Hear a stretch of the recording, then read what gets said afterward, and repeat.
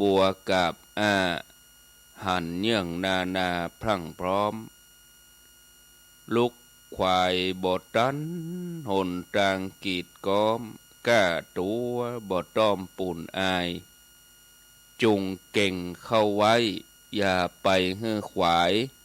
ต่อหน้าสบายจำไว้เน้อเจ้าจำไว้เน้อเจ้า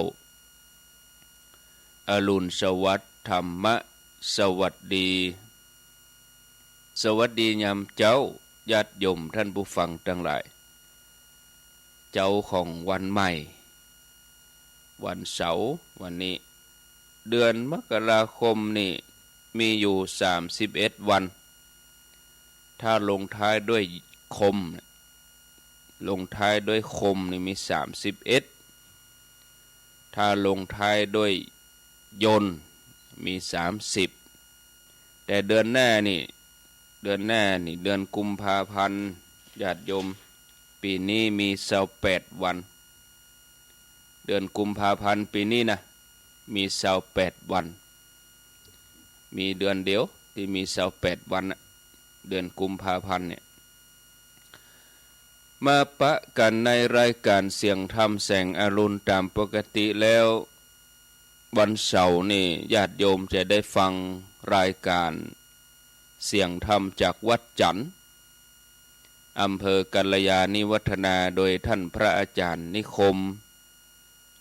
ท่านพระครูกันทลักษณ์กิจจากันทลักษณ์ท่านพระครูกิจจากันทลักษณ์เจ้าวาดวัดจันทร์อำเภอกัลยาณิวัฒนาแต่ว่าเจ้านี่อาตมาภาพก็ขอเวลาเปิ้น1เจ้าเพื่อที่ว่าจะได้อนุโมทนา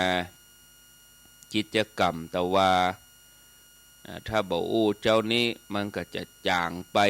บางทีติดหน้าอาจจะลืมกะวันพุกวันฮือจะลืมไปกะนี่เป็นต้นเพื่อบังฮือมันจางก็เหี่ยมาเจ้านี้ก็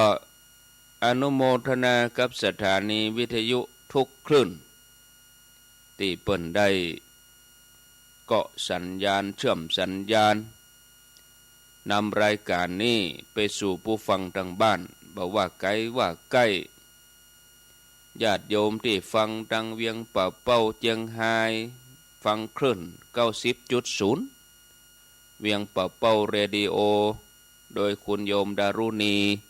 พร้อมทีมงานเกาะสัญญาณทุกวันทุกเจ้าตี 5 ถึง 7 โมงแล้วก็เมื่อคืนก็2 ทุ่มถึง 4 ทุ่มขออนุโมทนาสถานีตั้งเจียงใหม่ก็มีเมืองฝางมีในเมืองฝางนี่ก็ที่ FM 100.25 วัดพระบาทอุดมน้ำบ่อสาวาในเมตตาปรมีธรรมของหลวงพ่อพระครูสุจิตานุรักษ์ด็อกเตอร์หลวงพ่อเจ้าคณะอำเภอฝางวัดพระบาทอุดมน้ำบ่อสาวาโดยการควบคุมบริหารดูแลเสียงออกกัมออกกาก็ท่านอาจารย์จำเริญวัดศรีโพธารามที่เมืองฝางม่อนปิ่นพระธาตุม่อนปิ่นท่านอาจารย์จำเริญตังในเมืองเจียงใหม่นี่ก็วันนี้เปิ้นคงจะรับรายการที่วัดจันทร์อยู่กะนะที่วัดจันทร์กัลยาณิวัฒนาก็คงฟังเสียงแล้วเป็นเสียงอาตมาอยู่นะก็ขอบคุณเปิ้นเนาะขอบคุณที่ 104.5 วัดฝ่ายหินโดยท่านพระอาจารย์พระครูสมุวิสุวัตวรกิจโจ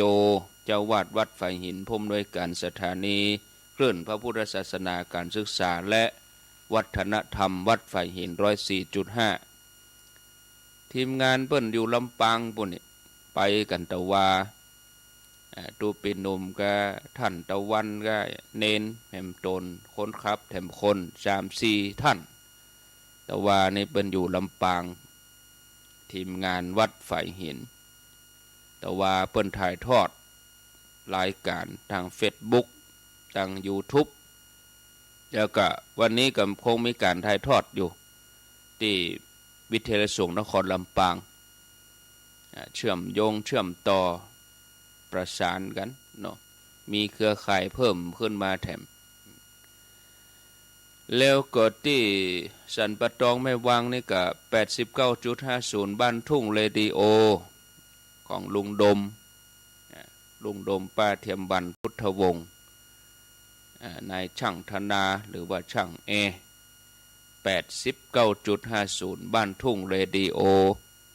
ญาติโยมฟังดังสันปะตองแม่วางป่าซังก็ข้ามไปบ้านฮงก็ได้ลำปางก็ได้หางดงก็ได้ญาติโยมฟังดังที่แดนดินถิ่นล้านนา 103.50 ของปีอายรุจิสมบัติเงาคำนำบ่อหลวงฮงงัวปุ่นนะอันนี้ก็ไปไกลอยู่ญาติโยมฟังดังสันปะตองหางดงนี่ได้ยินชัดเจนหมดเลยนะข้ามไปถึงปุ่นลำปางเมืองปานแจ่ซ้อนพี่น้องญาติโยมก็รับฟังได้มาสายใต้แถมน้อยก็ที่ 98.75 คลื่นธรรมะของชุมชนวัดห้วยตองซักแม่แจ่มมนเสียงธรรม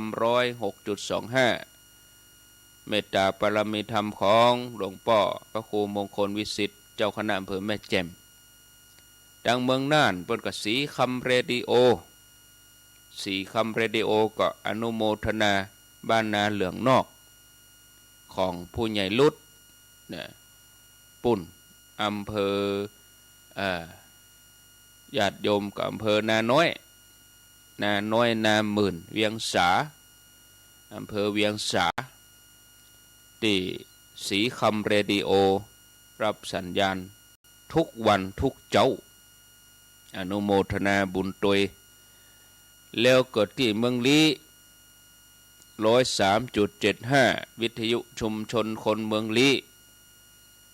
อำเภอลี้จังหวัดละปูนดังฮอดดังดอยเต่าบนกับสถานีวิทยุชุมชนคนเหนือเขื่อนวิทยุชุมชนคนเหนือเขื่อนอำเภอฮอด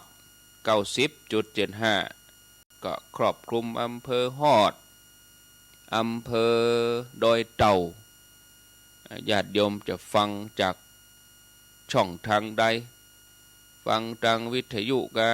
ฟังออนไลน์กะฟังทางเฟซบุ๊กกะก็ขออนุโมทนาผ่านไปแล้วญาติโยม20 นาที20 นาทีผ่านไปเนาะมาอู้ถึงสาระธรรมะญาติโยมทั้งหลายแถมเดือนหน้านี่ดังเชียงใหม่เปิ้นจะมีงานเทศกาลไม้ดอกไม้ประดับของเมืองเชียงใหม่แล้วช่วงนี้หน้าหนาวก่อนจะเข้าสู่หน้าร้อนเนี่ยมันเป็นช่วงที่ดอกไม้บางชนิดมันก็จะบาน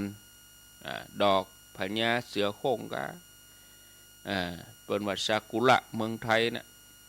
หลายคนก็ไปแอวชมดอกไม้แล้วก็รู้สึกว่าดอกกวาวทองกวาวเนี่ยมันเริ่มออกแล้วนะกูเตื้อนี่มันกุมภามีนาแต่ว่ามันถ้าจะออกตามเดือนน่ะเดือน5เนี่ยเนาะเดือน5เดือน6นี่ดอกกวาวทองกวาวออกมาละดอกทองกวาว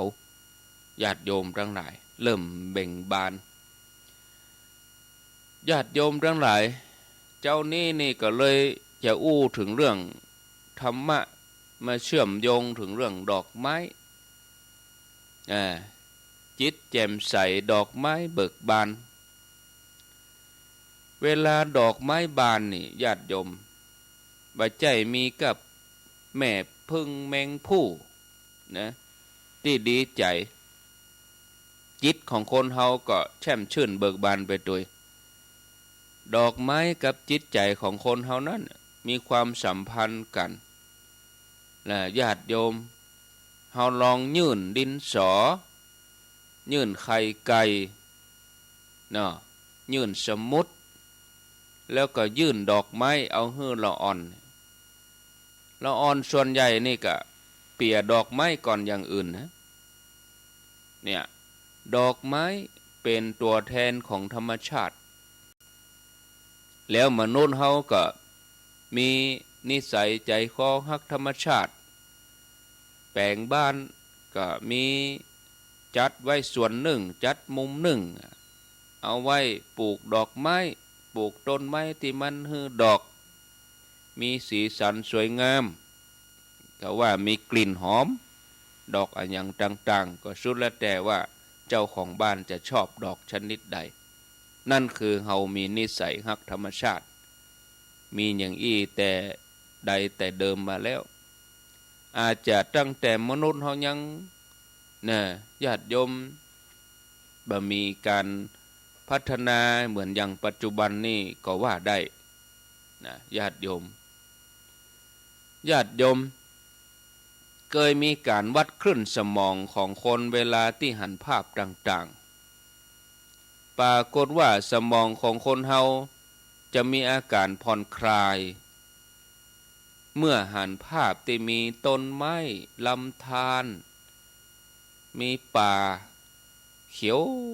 ท้องทุ่งนาแล้วก็มีดอกไม้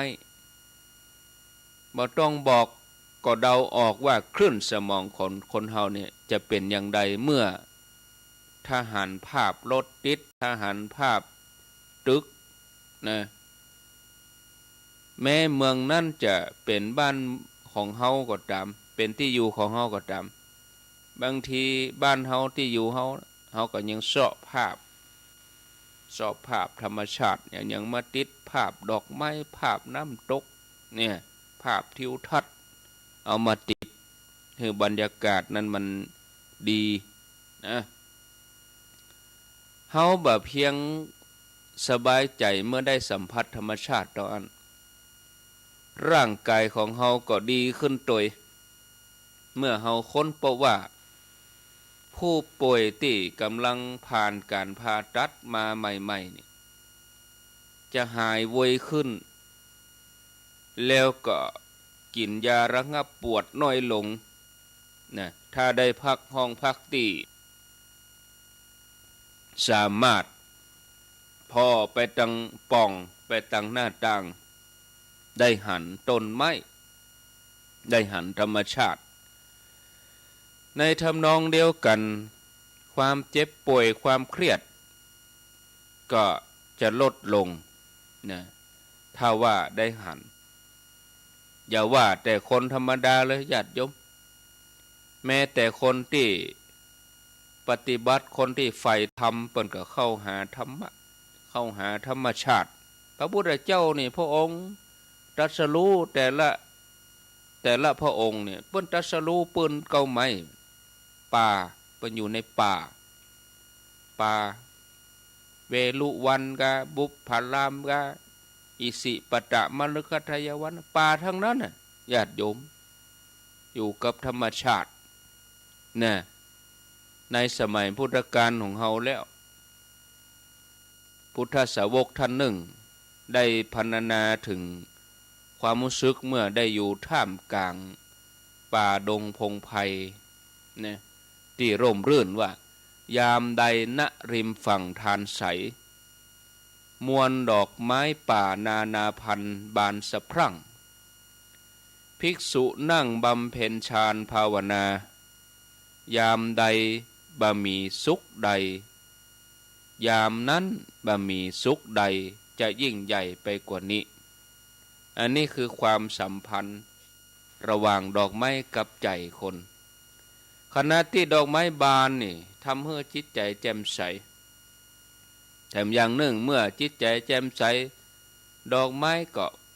บานเนี่ยอย่างจิตใจแจ่มใสแล้วดอกไม้ถึงบานอันที่จริงดอกไม้นั้นอาจจะบานอยู่แล้วก็ได้ แต่เฮาบ่ทันสังเกตเมื่อบ่สังเกตดอกไม้ก็หาได้บานอยู่ในความรับรู้ของเฮาคำถามก็คือเหตุใดเฮาถึงบ่ทันสังเกตคำตอบก็คือว่าเพราะใจของเฮาเมาไปสนใจอย่างอื่นใจของเฮาเมาเศร้าเมาขุ่นมัวไหนจะเรื่องครอบครัวไหนจะเรื่องการงานถ้าว่าเฮาบ่ได้กระวนกระวายกับเรื่องรถติดเฮาบ่ได้กระวนกระวายกับเรื่องชีวิตอื่นๆที่มันทำให้ใจเฮาขุ่นมัวชีวิตของเฮาถ้าบ่เร่งรีบเกินไปจนใจของเฮาฟุ้งไปอยู่จุดหมายเบื้องหน้าเนี่ยเหตุนี้เฮาถึงบ่ทันสังเกตว่าดอกไม้ที่เฮาปลูกดอกไม้ที่มีอยู่ตามธรรมชาติชูช่อเบ่งบานถ้าเฮาบ่ทันสังเกตนะเฮาก็ขาดโอกาสในการที่จะซึมซับเอาความงดงามเหล่านั้นมาหล่อเลี้ยงจิตใจความงามจากธรรมชาตินั้นเปล่งประกายมาตลอดเวลาแม้ในเมืองนะเปิ้นก็มีมุมหนึ่งนะตามตึกตามมุมสวนสาธารณะสนามบินเปิ้นก็มีแล้วจัดมุมหนึ่งนะเวลาคนไปไหนมาไหนก็ได้พอปรับบรรยากาศมีเสียงน้ำตกกานะดอกไม้เบ่งบานถ้าเหลียวไปพอก็บางทีก็หันตะไคร้เขียวอยู่เกาะเต็มหมู่หินนะข้างทางที่เฮาเดินทางเท้าก็ดอกไม้ก็บานเกาะกลางถนนก็บ่ใช่ว่าบ่มีสีสันอะไรหยังนะเปิ้นก็เอาดอกมาปลูกเนาะเกาะกลางถนนเปิ้นเอาดอกมาปลูกดอกเฟื่องฟ้ากะดอกอะไรหยังกะเนี่ยมองไปจนสุดเส้นทางญาติโยมแสงเงินแสงทองก็แต่งแต้มท้องฟ้าแทบทุกเช้ายังแหมสักกำบักกี่ชั่วโมงเนี่ยแสงเงินแสงทองก็จะปุ่งออกมาจากทิศตะวันออกแต่งแต้มสีสันให้ธรรมชาตินั้นมีการได้ทำงานต้นไม้คนก็ได้เปิ่งได้อาศัยถึงเวลาค่ำคืนมาก็มีเดือนแสงสีนวลมาเยือนยิ่งใกล้เดือนเพ็ญเนี่ยญาติโยมขอเพียงแต่ว่าเฮาทำใจให้ปลอดโปร่งโล่งเบาว่างจากความคิดนะวางการวางงานสักกรรมนะความงามจากธรรมชาติเหล่านี้ก็สามารถที่จะพลั่งพลูเข้ามาสู่ใจเฮาลองทำใจของเฮาให้แจ่มใสสักบึดหนึ่งดอกไม้ที่เบ่งบานก็จะประจักษ์แก่เฮาช่วยหล่อเลี้ยงใจของเฮาให้แช่มชื่นเบิกบานเจ้ามาเฮาได้ลากสายยางไปโหดน้ำมันเบ่งบานแต่ละวันก็ทำจิตใจของเฮาให้ดีโอ้มันสดชื่นมันบอกบ่ถูกคนที่เปิ้นหูมเปิ้นฮักธรรมชาตินี่นะจิตใจแจ่มใสสัมผัสกับความงามของดอกไม้ได้อย่างเต็มที่ตรงกันข้ามถ้าว่าจิตใจของเฮามันกังวลกัดกุ้มอย่าว่าแต่ความงามของดอกไม้เลยแม้แต่ความอร่อยของอาหารเนี่ยมันมาอาจจะเข้าถึงใจได้เพราะความขุ่นมัวมันครอบงำเนี่ยยังใดก็ตามญาติโยมจิตใจแจ่มใสบ่เพียงแต่ทำให้ดอกไม้บานเป็นที่ประจักษ์แก่ใจเท่านั้นยังสามารถทำให้ดอกไม้บานขึ้นได้เต้มีเรื่องเล่าเกี่ยวกับหลวงพ่อชาสุภัทโทวัดหนองป่าพงเนี่ยทางอีสานพุ่นนะหลวงพ่อชานี่คนฮู้จักทั่วประเทศฮู้จักทั่วโลกก็ว่าได้ลูกศิษย์ลูกหาเปิ้นเป็นชาวต่างชาติลูกศิษย์ลูกหาเปิ้นเป็นฝรั่งนักหลวงพ่อชานี่ตอนที่หลวงพ่อชาป่วยหนักเพราะว่าน้ำข้างในสมอง มีเตื้อหนึ่งตันมารักษาตัวอยู่ที่บ้านโยมคนหนึ่งแถวสำโรงบ้านโยมคนนี้มีต้นพวงประดิษฐ์อยู่ต้นหนึ่งต้นพวงประดิษฐ์ต้นไม้ต้นเนี้ยบ่ได้ออกดอกมาเป็นเวลา7-8 ปีนะอู้กันว่าต้นพวงประดิษฐ์หยุดออกดอกแล้วก็เริ่มง้อยหลังจากที่ป่อแล้วก็ลูกแล้วก็คนในบ้านนี่เสียชีวิตไปเมื่อหลวงพ่อชามาพักที่บ้านโยมคนนี้กูเจ้าหลวงพ่อชาก็จะเดินมาดูต้นพวงประดิษฐ์นะประเมินบานานต้นไม้นี้ก็ปิกมาสดชื่นต้นไม้นี้ก็เหมือนคนตื่นออกดอกแถมใหม่ว่าโอ้เป็นที่อัศจรรย์แก่เจ้าของบ้าน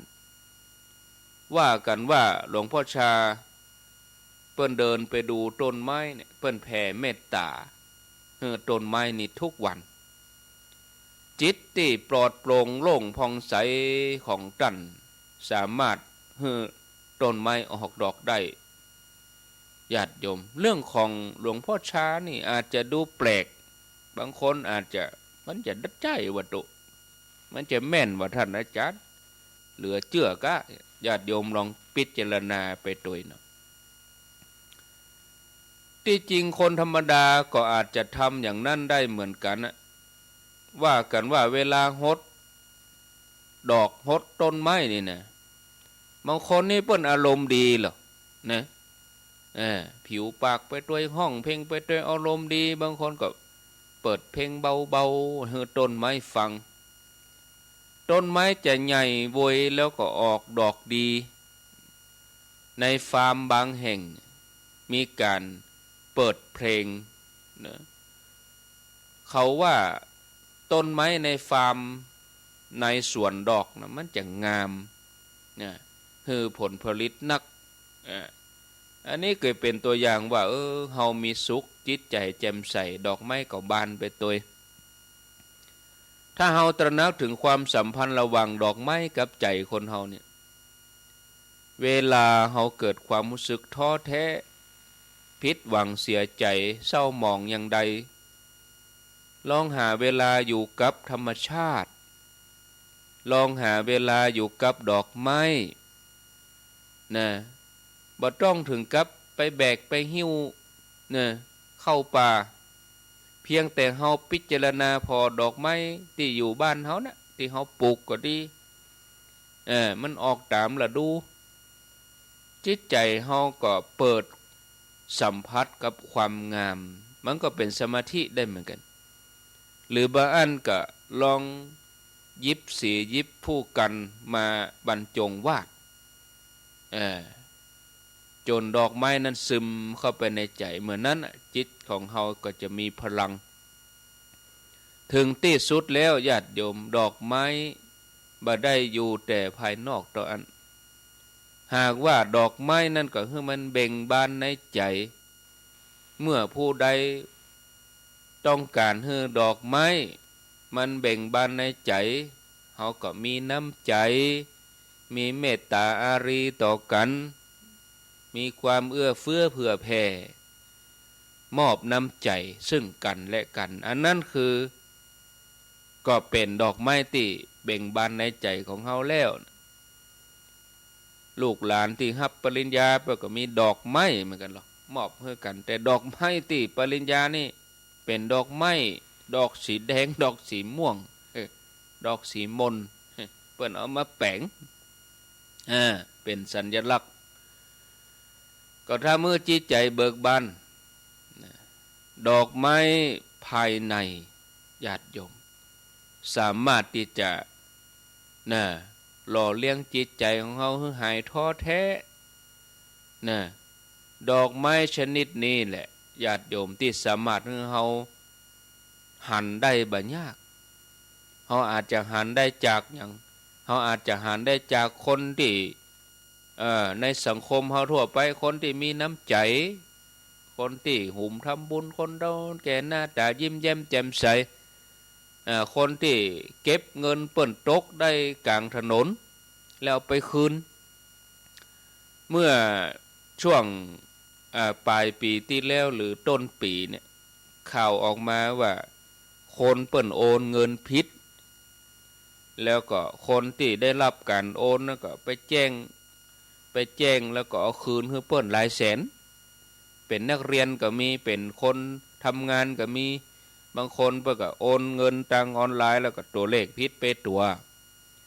ซ้อหาจนปะแล้วก็คืนเงินให้เปิ้นเหียอันนี้คือดอกไม้ที่มันทำให้เราเบ่งบานในใจแท็กซี่ที่ขับรถบริการคนแล้วก็ผู้โดยสารนี่ญาติโยมเนี่ยผู้โดยสารนี่ลืมกระเป๋าเงินไว้ในรถแท็กซี่แล้วก็เอาไปแจ้งความคืนเจ้าของเราได้ยินข่าวอย่างเงี้ยญาติโยมโอ้อันนี้คือการปลูกดอกไม้อยู่ในใจมันต่างกับคนที่มันบ่มีจิตไปทางนี้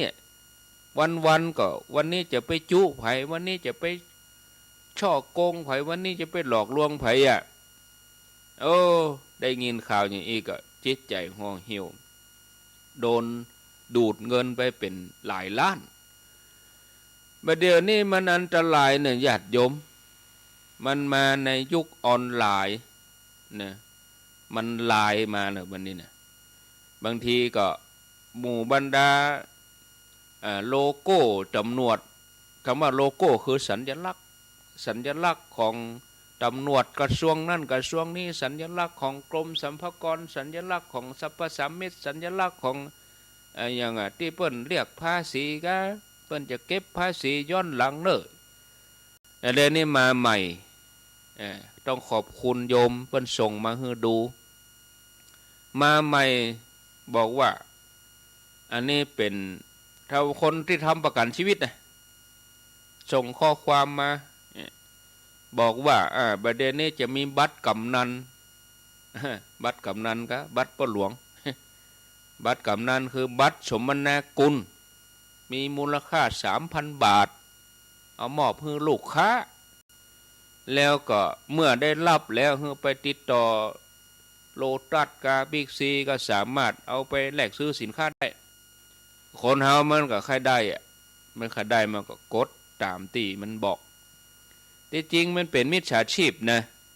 กดใต้กดเหนือเอาอย่างนั้นส่งเลขบัญชีมาแล้วทางเราจะโอนเงินให้ส่งเลขบัญชีพอยังหลักฐานบ่ได้เด้อเพราะว่าบ่ได้ฮู้ตัวตนขอให้คุณส่งบัตรประชาชนมาให้ดูความอยากได้ของคนเงิน 2-3 พันก็ส่งบัตรหรือเปล่าไปมีแก๊งมิจฉาชีพก็ดูดเงินไปหลายแสนในบัญชีหมดลึงนานจะไปยะเนอะเจนใดเปิ้นบ่มาติดต่อถึงตัวบ่หันหน้าตาจะไปยะนะก็เปิ้นข่าวออกตึงวันก็ยังมาโดนตึงวันเนาะเนี่ยบางทีก็มันก็อย่างได้เสียเหลี่ยมเสียเล่กลโกงต้องระวังเนอะญาติโยมอย่างบางอย่างน่ะเฮาง่ายมาเขาก็ง่ายไปอย่างประเดี๋ยวมันง่ายเนาะโอนเงินก็ง่ายอย่างมันเขียวแต่โทรศัพท์เอาไปมาความง่ายของเฮาน่ะมันยากมาลุนโอ้มันยากมาลุนอย่างนั้นบาหันตัวหันตินจะไปรอใส่ไม่นี่เขามาจุมาหลอกลงทุนเงินเต้าอันเต้าอี้เนี่ยอย่าเอาไปลงทุนกันเอาเงินลงทุนกันมันต่างคนต่างโกงกันนะญาติโยมต่างคนต่างหวังได้นะคนนั้นก็หวังจากเงินเฮานะมันจะไปฮื้อกันฟรีๆมันไปมีติ่นไหนออกข่าวมาเพื่อจะฮื้อตั๋วเครื่องบินฟรีมันจะไปมีเนี่ยหยังท่องไว้เลยว่าของฟรีไม่มีในโลกแล้วความโลภนะมันมีทุกคนน่ะบอกกองเปิ้นเอาจอบเอาล่อน้อยเอาล่อใส่ปั๊บติดกับดักเลยเข้าล็อกเลยเข้าล็อกก็โดนกำน้อย เอาไปเอามาก็มาตุกใจเขาได้ยินข่าวอย่างนี้เขาก็อินดูเขานะแต่เนี่ยอย่างได้อะนะตำรวจเพื่อก็ปราบปรามตำรวจเปิ้นกับบางทีก็ตัวก้นโจรเหี่ยก้าวนะก็ทั้งที่หัวแก๊งคอเซ็นเตอร์ยังก็เงียบต่อใดก็มาหมดบะเสียงจักเตื้อเนี่ยบะสาวถึงหัวบะสาวถึงหัวหน้าแก๊งใหญ่สักเตื้อเอาจับได้แล้วก็ป่าซิวป่าช่อยอันตัวนิดตัวหน่อยทลายให้มันหมดเดี๋ยวโมนี่เขามาสูบเลือดจากคนบ่หูเนาะก็คือเขาโอ้ง่ายหูจักกิเลสคนกิเลสตัวนี้คือความโลภนั่นเอง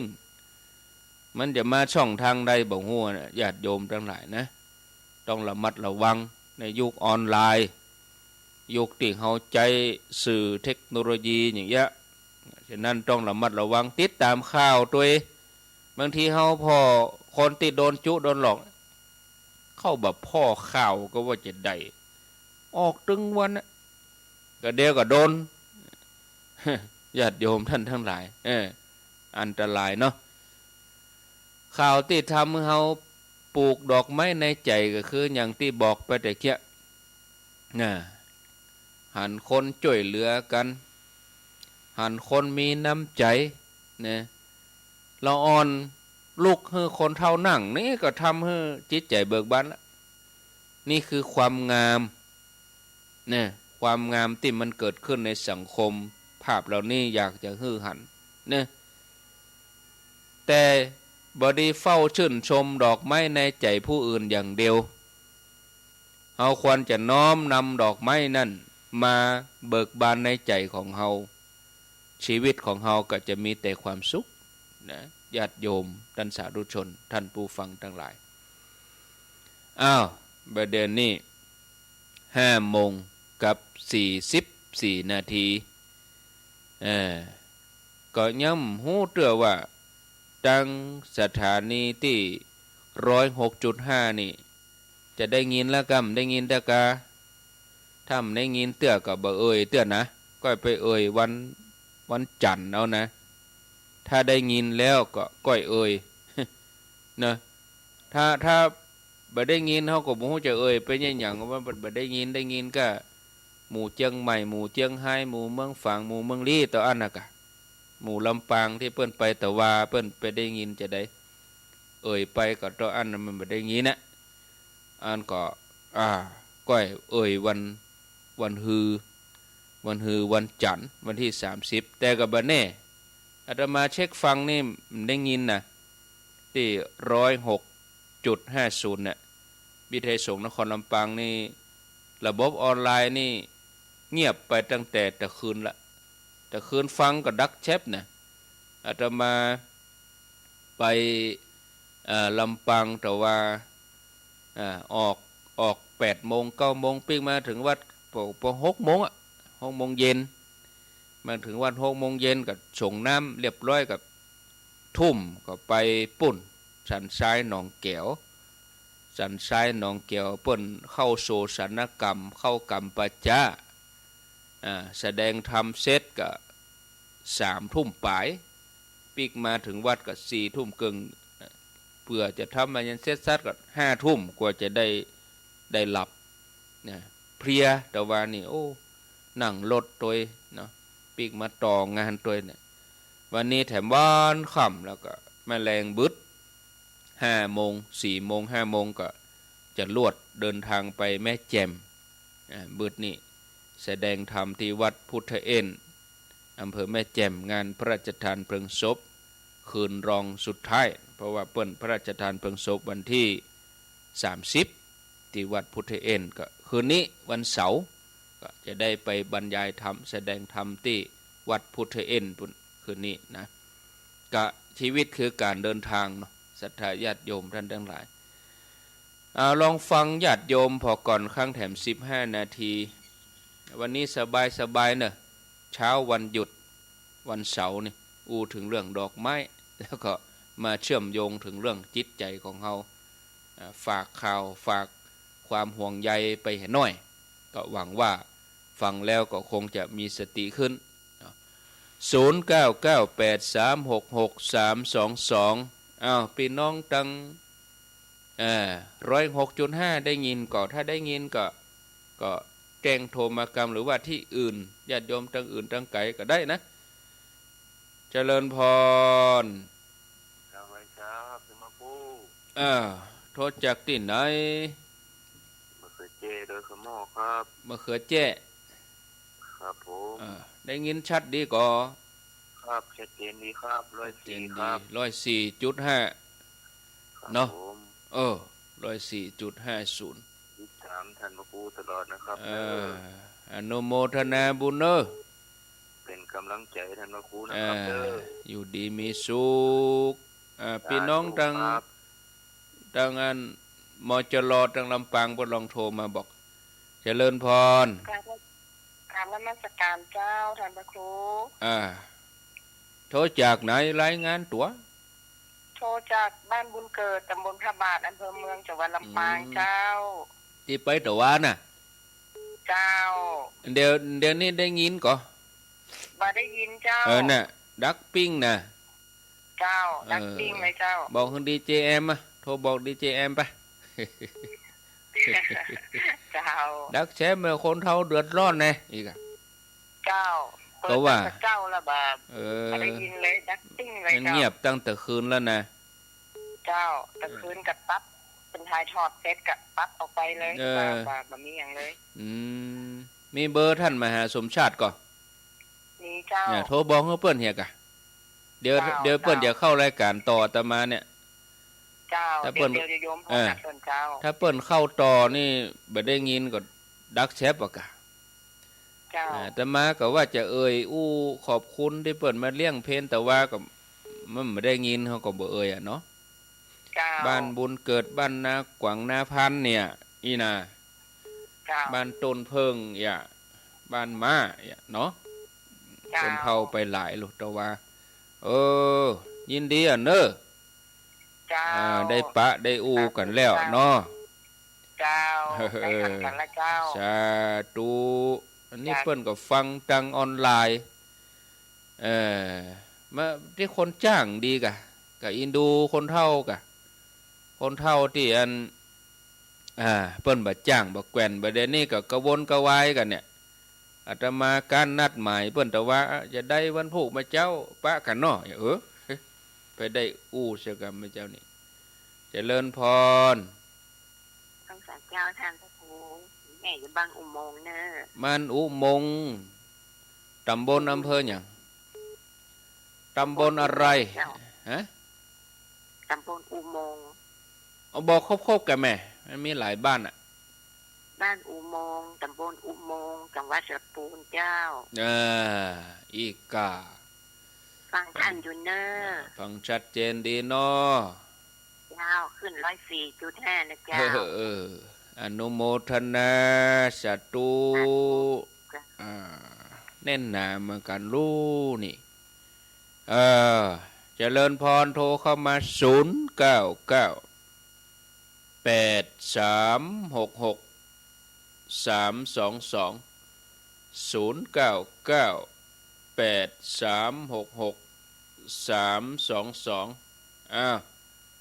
เจริญพ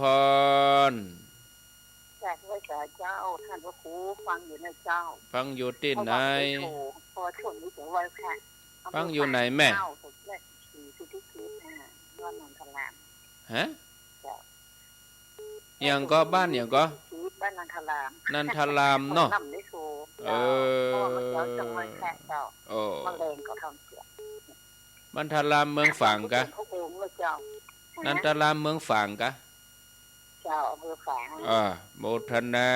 นอนบ้านนั้นน่ะกะวัดท่านพระครูขอบคุณเนอะ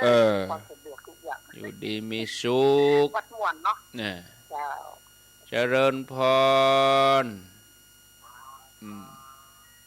จิตแล้วเนอะเจริญสุขเจริญชัยฮะเจ้าไม่ใช่เจ้าอยู่ที่ไหนปางกระแตงยินเทพเสด็จกะจ้า ได้ได้ยินชัดดีเนาะเทพเสด็จเนาะ จ้าตักเรียนดีเจ้า อนุโมทนาเนอ จ้า เอออยู่ดีมีสุข จ้าสักดี เอา เจ้า ล่ะเจริญพรเจริญพร วันสาเจ้าพระอาจารย์ อ้าวโทษจากไหน แม่คือต้นสังเกตเจ้า แม่คือโดยสเก็ต เจ้า ฟังชัดดีเนาะ เจ้าชัดดีชัดเจนนี้พระอาจารย์ข้าเจ้าขอถามนิดนึงคนเฮาฝากถามนะเจ้า อืม ว่ามันคำว่าผู้โทนี่มันออกรายการเนี่ยก็มั่วท่านอันลุงมันฟังนะเจ้าว่า คนไปอันสวดพุทโธนี่นะเป็นบาปเลยว่ะโอ้ยพระเจ้ายังงงอยู่เลย เป็นบาปหยังอ่ะอันตุเจ้าก็เป็นบาปแล้วกะ ก็น่าจะคนฟังแล้วมันเป็นคนเท่าอะเนาะ จะไปเอาเขาว่าจะไปเอาเขาว่า เขามีในบ่ฮู้เนอะ เจ้า ก็พุทโธก็สวดก็ดีแล้วกะโอ้ไผว่า คนว่านะกะเป็นบาปอะจะไปฟังมัน คนบาปนะว่า คนบุญเพิ่นบอกว่า อืม เจ้า คนบุญเพิ่นบอกว่า คนบาปนะว่า เนี่ย แล้วเขาจะเชื่อคนบุญก็ว่าเชื่อคนบาปเนาะโมทนาเนอมันมีกรรมหมูเนี่ยมันจึงมีออกมาโอ้อันหยังพี่เบามันออกมาเนี่ยโอนเท่าฟังก็เวิ้งอะกะไปว่ากรรมนั่นว่ากรรมนี่มันบดีดีบดีมันอยู่ที่ใจเฮาเพศเนี่ยนะเอามาเฮาว่าพุทโธมันจะไปด่าไปหรอลองไปด่ากะ ไปด่านี่ก็บดีเนาะเจริญพร ไว้สาเจ้าพระครูบัวลอยตำบลตะก้ออำเภอ ตะก้อแม่สวย บ้านสุกก้อเจ้า สุกก็อนุโมทนา เจ้าสาธุ เอาดีแล้วอัน106.5นี่ดีแล้วดังแล้วเนาะดังเดียวนี่ ก็ขอโทษนะขอโทษนั้นผิดพลาดทางเทคนิคหน่อยขออภัย ก็อนุโมทนารับแถมสายเจริญพร แม่อยู่ที่ไหนสีโพธารามสีโพธารามยังนึงยังนึงสารปีฟังชัดดีเนาะชัดเจนดีฟังตั้งแต่กี่โมงแล้วฟังตั้งแต่ตุลุงยองแล้วกะโมทนาสายต่อไปเจริญพร เจ้าสาธุเจ้า โทษจากไหน ยังหนูร้องมันตะจางเจ้า ตาจ้างหนองล่อง เจ้าแม่น้อง แม่น้องฟังชัดดีเนาะ เจ้าวันนั้นไปวันศุกร์วันพบก่อนมาเจอกันประกรรมแต่ พ่อปันไหน พบก่อนประตังเจริญนะกะ ฮะ ประตังเจริญนะกะ เมื่อใดวันที่จะหา ฮะ บ้านเขาแต่ติดว่าถ้ากะเจ้าพี่ โอ้ น้องจะมาแทนเจ้า มันเมินแล้วลูก ประมาณได้สักครึ่งเดือนแล้ว พ่อมันเมินแล้วนี่ เจ้าสาธุเด้อ ปันไหนฮะ ปันไหน ต้องขวัญไม่แปลงเจ้า แป้งไหนฮะหมอ แปลงจะมันแอนที่ไปอยู่กับนอกไก่วัดนั่นนะเจ้า โอ้มันเมินแล้วนี่เนาะ เจ้าเต๋อ แล้วเอาเผาไหนเฮาย่อมหูเฮา มันตะเหี้ยวให้กะตะเหี้ยวเดี๋ยวมันแอนให้กะ นั่นด้วยเจ้าป่ะ เจ้า เดี๋ยวว่าจ่ายอยู่ประตังเจริญนี่แปลว่าจ่ายด้วยเจ้า แต่ประตังเจริญเจ้า เอาเฮางงไปติลุแล้วเผาที่ไหนเอาไปเผาไหนเอาไปเหี่ยวจะมันแอนต้องมันโตก็ได้ แฮะไปเผาไปเหี่ยวบ้านเอ็นปุ้นลู่เดี๋ยวว่าเผาไปเหี่ยวปะตังเจริญนี่ก็ฮู้กะนี่ไปเผาไปเหี่ยวบ้านเอ็นปุ้นเฮาไปฮู้จะได้ปะตังเจริญกันถามมันกะฮะเหี่ยวกันถามมันกะเจ้าไปเหี่ยวไหนก็บ้านเมื่อยหมู่ปะตังเจริญด้วยแหละฮะแล้วไปเผาไปเหี่ยวไหนเฮาบอกฮู้เอาเผาไปเหี่ยวไหนฮะเหี่ยวจะโตก็นะบ้านเขาปกเกอ่ะปุ้นกะหนองผำปุ้นกะจ้านานเตอะอันนั้นคนหนึ่งอยู่โดยเต่าคนหนึ่งอยู่โดยลอยปะกันเป็นยังเนอะมันเป็นยังฟังกันนี่ก็ดีสันเจ้าโมทนาเปิ้นไปคนปัดตังเจริญแต่ไปอยู่หนองผำเดิมญาติอยู่ด้วยเต่าอีกอ่ะนี่ถึงจะเข้าใจแบบคนปัดตังเจริญนั่นนะเผาที่ไปเดินเขาไปหู้อย่างเผาเมื่อสักติดนี่เขาก็หู้แล้วกะถ้าเขาเผาข้างวัดนี่นะถ้าจะไปเผาพวกก้าหนองผำพวกก้าเอาก่อนงงเนี่ย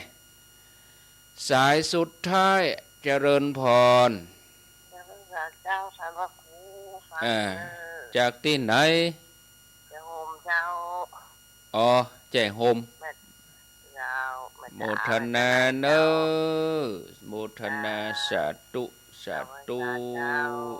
ฟังท่านมหาสมชาติต่อแต่มาลาก่อนเนอะญาติโยมวันนี้ว่าจะ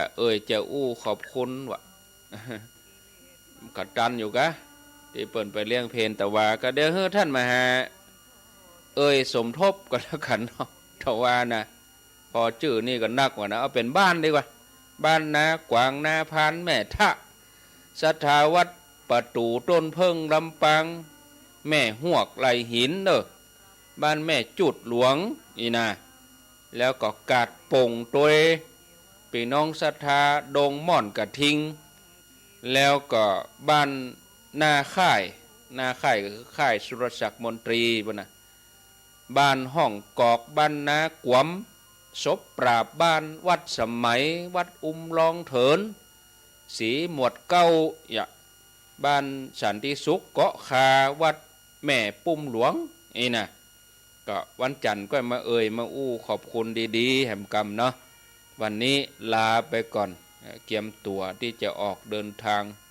ก็อยู่ดีมีสุขเนอะอายุวันโนสุขังพลัง